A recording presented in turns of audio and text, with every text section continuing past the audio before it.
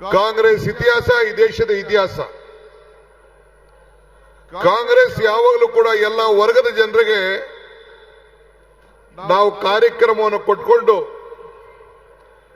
ಬದುಕಿನ ಬಗ್ಗೆ ಬದಲಾವಣೆಯನ್ನು ತರುವಂತ ಕೆಲಸ ಯಾವಾಗಲೂ ಕೂಡ ನಾವು ಮಾಡ್ಕೊಂಡು ಬರ್ತಾ ಇದ್ದೇವೆ. ಇದು ಮನ್ರೇಗಾ ಕಾರ್ಯಕ್ರಮ ಏನು ಇವತ್ತು ಈ ಹೋರಾಟ ಇಟ್ಕೊಂಡಿದ್ದೇವೆ ಮಹಾತ್ಮ ಗಾಂಧೀಜಿಯವರ ಹೆಸರಿನಲ್ಲಿ. 20 ವರ್ಷದ ಹಿಂದೆ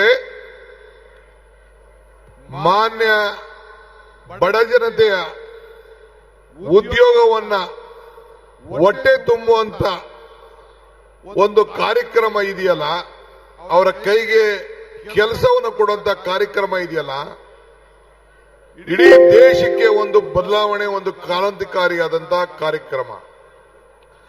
ಈ ಕಾರ್ಯಕ್ರಮವನ್ನ ಮಹಾತ್ಮ ಗಾಂಧೀಜಿಯವರ ಹೆಸರಿನಲ್ಲಿ ಇಟ್ಟು ಗ್ರಾಮ ಪಂಚಾಯಿತಿಗಳು ಈ ಕಾರ್ಯಕ್ರಮವನ್ನು ತೀರ್ಮಾನ ಮಾಡಬೇಕು ಅಂತ ಹೇಳಿ ನಾವು ಈ ಕಾರ್ಯಕ್ರಮವನ್ನು ರೂಪಿಸಿತು.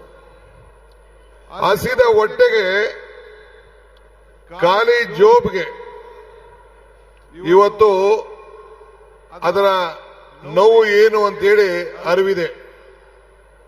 ಇವತ್ತು ನಮ್ಮ ಹೆಣ್ಣುಮಕ್ಕಳು 60% ಹೆಣ್ಣುಮಕ್ಕಳು ಹಳ್ಳಿಗಳಲ್ಲಿ ಇವತ್ತು ಕೂಲಿಯನ್ನ ಮಾಡ್ತಾ ಇದ್ದಾರೆ.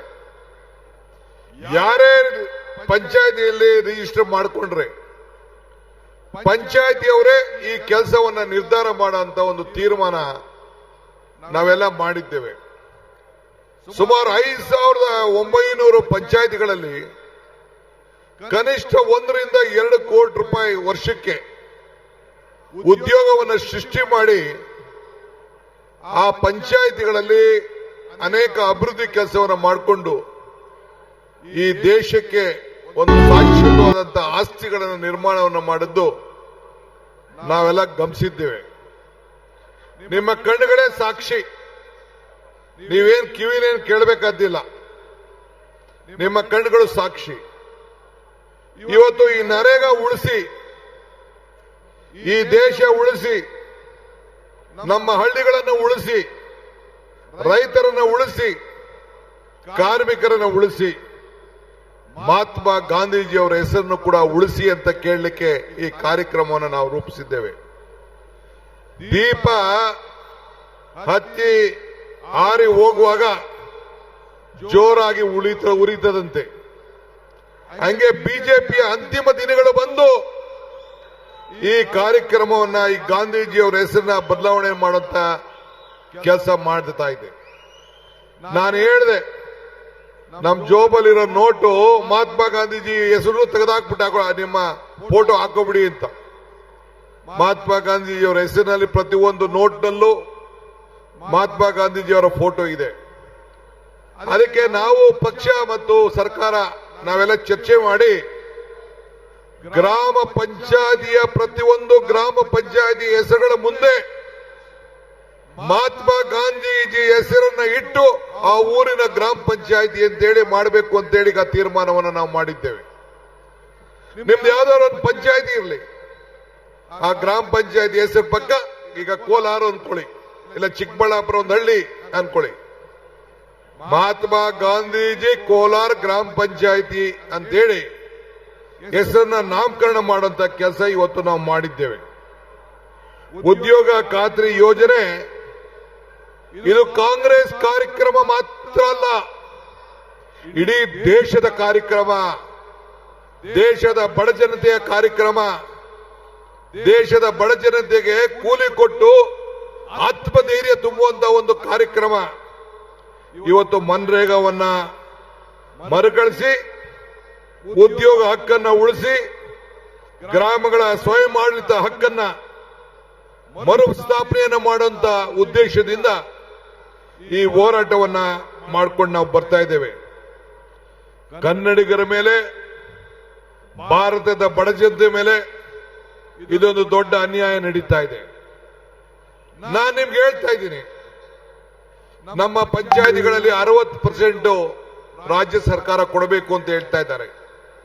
40% ಬಿಜೆಪಿ ಇರುವಂತ ಯಾವ ರಾಜ್ಯದಲ್ಲೂ ಕೂಡ ಇದನ್ನ ಒಪ್ಪಲಿಕ್ಕೆ ತಯಾರಿಲ್ಲ.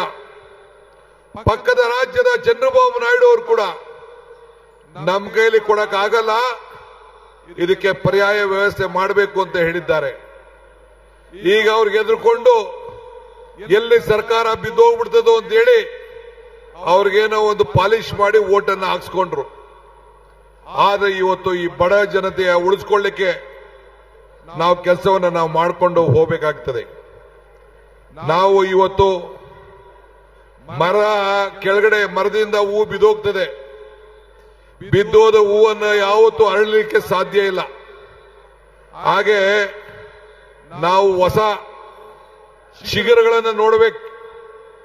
ಈ ಉದ್ಯೋಗವನ್ನು ಕೊಡುವಂಥದ್ದು ಪ್ರತಿದಿನದ ಬದುಕಿಗೋಸ್ಕರ, ಪ್ರತಿದಿನ ಹೊಟ್ಟೆಯನ್ನು ತುಂಬಿಸ್ಕೊಳ್ಳಿಕ್ಕೋಸ್ಕರ. ಹಂಗೆ ಇವತ್ತು ಈ ಯೋಜನೆ ಮರಣಶಾಸನವನ್ನ ಇವತ್ತು ಬಿಜೆಪಿಯವರು ಮಾಡಿದ್ದಾರೆ. ಇವತ್ತು ನೀವು ಸುಮ್ಮನೆ ಕೂತ್ಕೊಳ್ಳೋದು ಬೇಡ, ಇವತ್ತು ಬಂದಿದ್ದೀರಿ, ಹೋರಾಟಕ್ಕೆ ಹೆಜ್ಜೆ ಹಾಕಿದ್ದೀರಿ. ಇವತ್ತು ನೀವೆಲ್ಲರೂ ಕೂಡ ಬಡತನದ ಏನು ಅನುಭವ ಇರುವಂತ ಮಾತ್ರ ಅವರಿಗೆ ಅನ್ನದ ಬೆಲೆ ಗೊತ್ತಿದೆ. ಆದ್ರಿಂದ ಕಾಂಗ್ರೆಸ್ ನಮ್ಮ ಬಡ ಜನತೆಯ ಆರ್ಥಿಕ ಶಕ್ತಿಯನ್ನು ತುಂಬುವಂತ ದೃಷ್ಟಿಯಿಂದನೇ ಇವತ್ತು ನಾವು 5 ಗ್ಯಾರಂಟಿಗಳನ್ನು ತೆಗೆದುಕೊಂಡು ಬಂದು, ಅದೇ ರೀತಿ ಉದ್ಯೋಗ ಖಾತ್ರಿ ಗ್ಯಾರಂಟಿ ಇದು.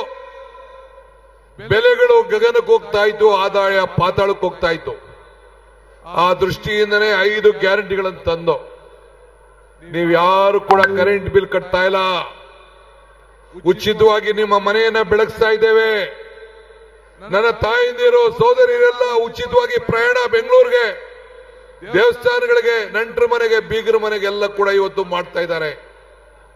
5 ಕೆಜಿ ಅಕ್ಕಿ, ಇನ್ನು ಮೇಲೆ 5 ಕೆಜಿ ಬೇರೆ ಬೇರೆ ಪದಾರ್ಥಗಳನ್ನು ಕೊಟ್ಟು 10 ಕೆಜಿ ಕೊಡುವಂತ ತೀರ್ಮಾನ ನಮ್ಮ ಸರ್ಕಾರ ಮಾಡಿದೆ.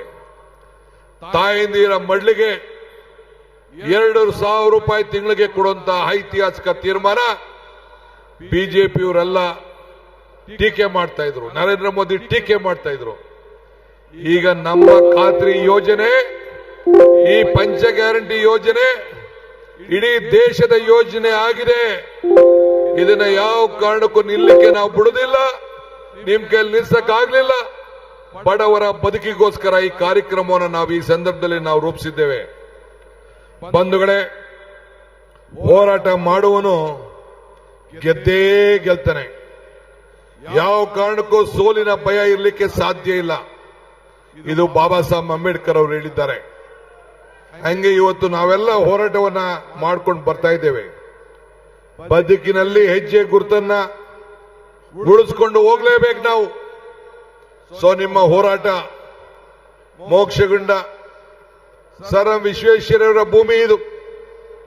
ಈ ಭೂಮಿಲಿ ತ್ಯಾಗವನ್ನ ಮಾಡಿಕೊಂಡು ನೀವೆಲ್ಲ ಸೇರಿ ಕೆಲಸವನ್ನ ಮಾಡಿಕೊಂಡು ಈ ಹೋರಾಟಕ್ಕೆ ಹೆಜ್ಜೆಯನ್ನು ಹಾಕೊಂಡು ಬರ್ತಾ ಇದ್ದೀರಿ. ಈ ದೇಶದಲ್ಲಿ ಮಹಾತ್ಮ ಗಾಂಧೀಜಿಯವರ ಹೆಸರನ್ನ ಯಾರ ಕೈಲೂ ಅಳಿಸ್ಲಿಕ್ಕೆ ಸಾಧ್ಯ ಇಲ್ಲ. 100 ವರ್ಷ ಆಯ್ತು ಮಹಾತ್ಮ ಗಾಂಧೀಜಿಯವರು ಈ ದೇಶದ ಸ್ವಾತಂತ್ರ್ಯವನ್ನು ವಹಿಸಿಕೊಂಡು, ಸ್ವಾತಂತ್ರ್ಯದ ಕಾಂಗ್ರೆಸ್ ಪಕ್ಷದ ನಾಯಕತ್ವವನ್ನು ವಹಿಸಿಕೊಂಡು ಇವತ್ತು ನಾವೆಲ್ಲ ಸ್ವಾತಂತ್ರ್ಯ ಬಂದು, ಪ್ರಜಾಪ್ರಭುತ್ವ ಬಂದು, ನಿಮ್ಗೆಲ್ಲ ಸಂವಿಧಾನ ಕೊಟ್ಟು, ರಾಷ್ಟ್ರಧ್ವಜ ಕೊಟ್ಟು, ರಾಷ್ಟ್ರಗೀತೆಯನ್ನು ಕೊಟ್ಟು ಈ ದೇಶದ ಜನರಿಗೋಸ್ಕರ ಇವತ್ತು ನಾವು ಹೋರಾಟವನ್ನು ನಾವು ಮಾಡಿಕೊಂಡು ನಾವು ಬರ್ತಾ ಇದ್ದೇವೆ. ಅದರಿಂದ ನಾವು ನರೇಗಾ ನಾಶವನ್ನು ಮಾಡಲಿಕ್ಕೆ ಬಿಡೋಲ್ಲ. ರೈತರ ಉದ್ಯೋಗವನ್ನ ಕಿತ್ಕೊಳ್ಳಿಕ್ಕೆ ನಾವು ಅವಕಾಶವನ್ನು ಮಾಡಿಕೊಳ್ಳಿಲ್ಲ. ನರೇಗಾರವರ ಸಂವಿಧಾನ ಅಡ್ಡ ಬಿದ್ದಿದ್ರು ಕೂಡ ಅದನ್ನ ಬದಲಾವಣೆ ಮಾಡಕ್ಕೆ ಹೊರಟಿದ್ರು.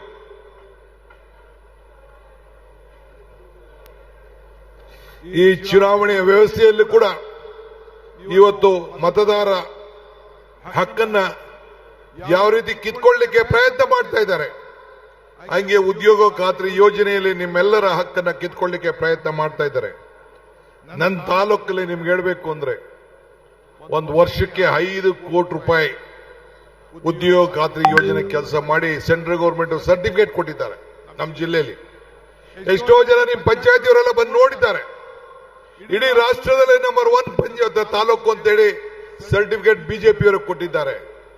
ಹಿಂಗೆ ನಾವು ಅಸೆಟ್ ಕ್ರಿಯೇಷನ್ ಅನ್ನ ನಾವು ಮಾಡಿದ್ದೇವೆ. ಬಡವರ ಬದುಕಿನಲ್ಲಿ ಒಂದು ಹೊಸ ರೂಪ ಕೊಟ್ಟಿದ್ದೇವೆ. 60,000 ಇಂಗು ಗುಂಡಿಯನ್ನು ಮಾಡಿದ್ದೇವೆ. 54,000 ದನ ಕೊಟ್ಟಿಗೆಯನ್ನು ಮಾಡಿದ್ದೇವೆ.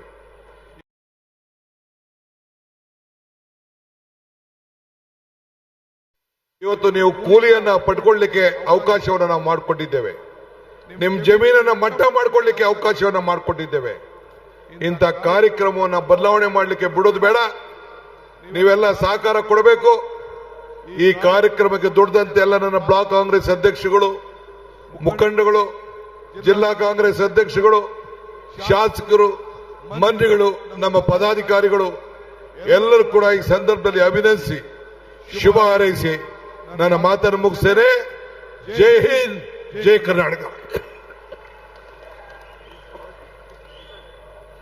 ಬಂಧುಗಳೇ, ಇದೀಗ ತಾನೇ